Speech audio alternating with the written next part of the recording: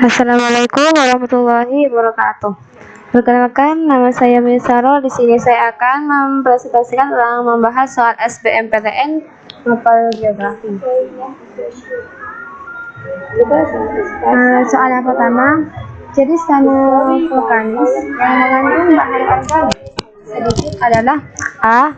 Regisol, B. Latosol, C. Prokzolik, D.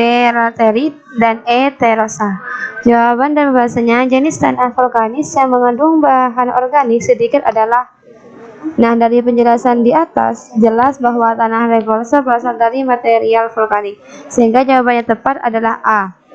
Kita lanjut soal yang nomor 2. Gerakan air di permukaan laut tidak hanya disebabkan oleh gerakan angin yang bertiup di atasnya, tetapi dipengaruhi juga oleh faktor. Yang pertama, letak lintang, B.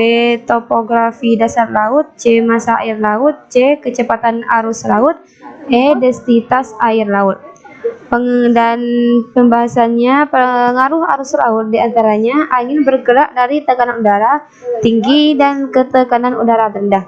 Nah, pergerakan angin tersebut juga mengiring arus laut ke daerah yang memiliki tekanan udara lebih rendah. Salinitas atau kadar garam.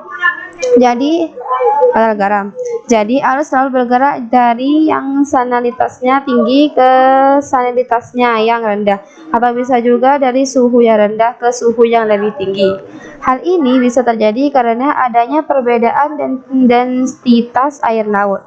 Gerak rotasi bumi, faktor ini dijelaskan mempengaruhi arus laut karena arus laut bergerak searah dengan rotasi bumi. Gravitasi, di mana gravitasi berhubungan dengan pasang surut air laut. Hal ini dikarenakan pasang surut disebabkan pula oleh pengaruh gaya tarik bulan dan matahari terhadap bumi. Nah, dari faktor-faktor di atas dapat disimpulkan nih, jika gerakan air di permukaan laut dipengaruhi oleh faktor yang E, yaitu densitas air laut. Jadi jawabannya adalah E. Kita lanjut ke soal yang nomor 3. Pusat pertumbuhan biasanya terdapat di dataran rendah. Meskipun demikian, kota Bandung yang berada di dataran tinggi mampu menjadi pusat pertumbuhan bagi Provinsi Jawa Barat adalah A. aksesibilitas transportasi antara daerah tinggi, B. dana alokasi pembangunan dari pemerintah pusat besar, C. perpindahan sumber daya manusia ke pusat pertumbuhan, D. adanya potensi sumber daya alam bernilai ekonomi, E. memiliki banyak objek wisata yang menarik.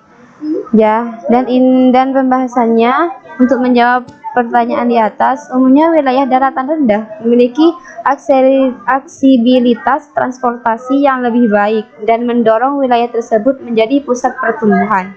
Meski begitu, bukan berarti wilayah dataran tinggi nggak memiliki kesempatan untuk menjadi pusat pertumbuhan. Selama wilayah tersebut mampu menyediakan aksesibilitas yang baik, maka wilayah tersebut berpotensi menjadi pusat pertumbuhan. Salah satunya adalah Kota Bandung. Kota ini menjadi pusat pertumbuhan karena dorongan perkembangan layanan pendidikan, industri, dan pemerintah.